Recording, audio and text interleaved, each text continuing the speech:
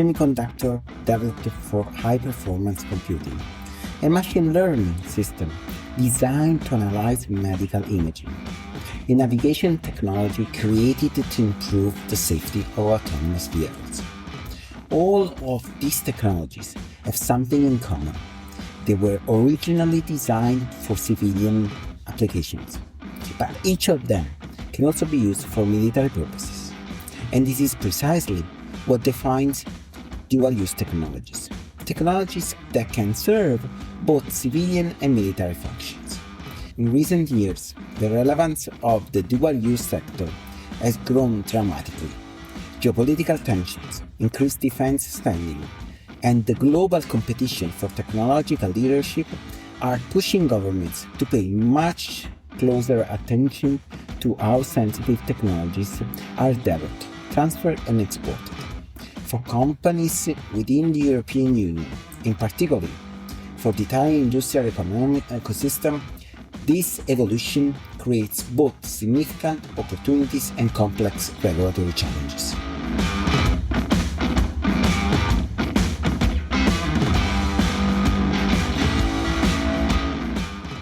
In this episode, we explore the legal framework governing dual-use technologies and discuss why this topic is becoming increasingly important for companies operating in advanced technology sectors.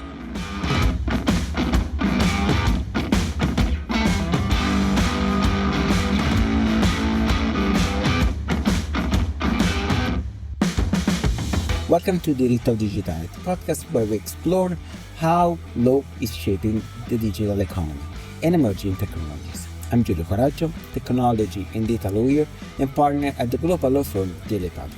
In each episode, we discuss the legal and regulatory developments that are transforming the innovation landscape, from artificial intelligence and cybersecurity to digital platforms and emerging technologies. And today, we are focusing on dual-use technologies and the defense sector, a topic that sits at the intersection of technology regulation, geopolitics, and industrial policy.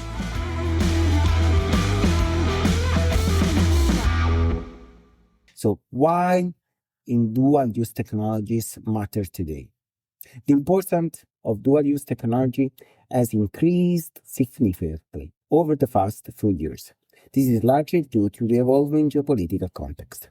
According to data from the Stockholm International Peace Research Institute, global military expenditure reached approximately $2.4 trillion in 2024, marking the highest level ever recorded.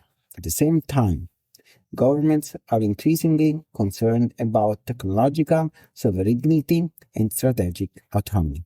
Advanced technologies such as semiconductors, AI, quantum computing, and satellite systems are now seen as strategic assets that can influence both economic competitiveness and national security. And many of these technologies originate in the civilian technology ecosystem rather than in traditional defense industries. This is a major structural change. Historically, military innovation often preceded civilian adoption. Today, the opposite is frequently true. Commercial technology development is driving military innovation. So what are dual-use technologies? From a legal perspective, dual-use items are goods, software, and technologies that can be used for both civilian and military purposes. Examples include advanced microelectronics and semiconductors, encryption technologies, satellite navigation systems, drones and autonomous systems, advanced materials and lasers, artificial intelligence, and high-performance computing systems. Because of their potential military applications, international trade of these technologies is subject to strict export control regimes. The objective of these regimes is to prevent sensitive technologies from being used for the development of weapons or mass destruction, military programs that could destabilize international security, surveillance technologies used in violation of human rights. So what is the EU regulatory framework for these technologies? In the European Union, the main legal instrument governing dual-use technologies is the Regulation 2021-821, commonly referred as the EU Dual-Use Regulation. The regulation establishes a harmonized framework for controlling the export, brokering, technical assistance in transit of dual-use items. Under this framework, companies exporting certain technologies outside the European Union must obtain export authorizations from national competent authorities. The regulation also incorporates control lists aligned with international export control regimes, such as the Wassenaar Arrangement, the Nuclear Suppliers Group, the Australia Group, the Missile Technology Control Regime. One of the most important innovations introduced by the 2021 reform concerns the cyber surveillance technologies. The regulation now allows authorities to restrict exports of certain digital technologies if they may be used for internal repression of human rights violations. This reflects a broader shift in export control policy, where national security considerations are increasingly intertwined with fundamental rights concerns. So, what is the role of national authorities? Although the EU regulation harmonizes the legal framework, the responsibility for granting export authorizations remains with national authorities. In Italy, this role is performed by the UAMA, the Unit for the Authorizations of Armament Materials within the Ministry of Foreign Affairs. Companies operating in advanced technologies sectors must therefore implement robust internal processes to ensure compliance with export control rules. These processes typically include classification of products against dual-use control lists, screening of customers and counterparties, assessment of end-use and end-users, monitoring of sanctions regimes. Export control compliance has become particularly critical following the sanctions adopted against Russia after the invasion of Ukraine, which include extensive restrictions on export of dual-use technologies. So what are the industrial opportunities for the Italian ecosystem? While export control regimes impose regulatory constraints, the growth of the dual-use sector also creates significant industrial opportunities. The European Union has recently launched several strategic initiatives aimed at strengthening technological capabilities in critical sectors. These include the European Defence Fund, the EU Chips Act, the Strategic Technologies for Europe platform.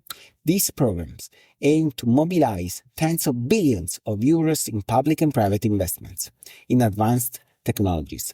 For the Italian industrial ecosystem, this is particularly relevant. Italy has strong capabilities in sectors closely linked to dual-use technologies, including aerospace and satellite technologies, robotics and automation, precision engineering, microelectronics, artificial intelligence. According to data from Confindustria, the Italian aerospace and defense supply chain includes more than 4,000 companies and generates approximately 18 billion euros in annual revenues.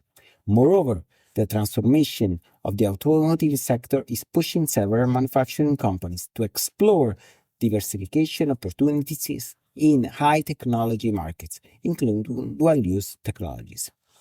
However, entering the dual-use ecosystem also requires companies to address a new set of regulatory challenges. These include export control regulations, international sanctions regimes, technology transfer restrictions, national security screening of foreign investments.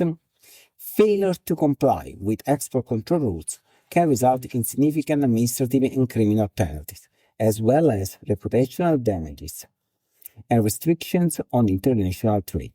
For this reason, many companies are strengthening their export control governance frameworks, integrating legal compliance and technology management functions. The rise of dual-use technology also highlights a broader transformation in global technology governance. Technology is no longer only a driver of economic growth. It has become a central element of geopolitical competition. As a result, we are witnessing a rapid expansion of regulatory frameworks aimed at controlling strategic technologies. Export controls, investment screening mechanisms, and technology sovereignty policies are increasingly shaping the global innovation landscape. And dual-use technologies sit right at the center of this transformation. The dual-use sector is therefore likely to remain a strategic area of focus for policymakers, regulators, and companies. For businesses operating in advanced technology sectors, understanding the legal framework governing these technologies is becoming essential, not only to mitigate regulatory risks, but also to identify new opportunities in emerging strategic markets. And this raises a few questions worth reflecting on. Will the growing importance of defense-related technologies reshape the European innovation ecosystem? Are companies prepared to navigate the increasingly complex export control landscape? And how can we strike the right balance between technological innovation, economic competitiveness, and international security? If you have thoughts on this topic, feel free to reach out. If you enjoyed this episode, remember to subscribe to the podcast Diritto al Digitale, so you don't miss upcoming discussions on law, technology, and digital regulation. I'm Giulio Coraggio, and this is Diritto al Digitale. Arrivederci!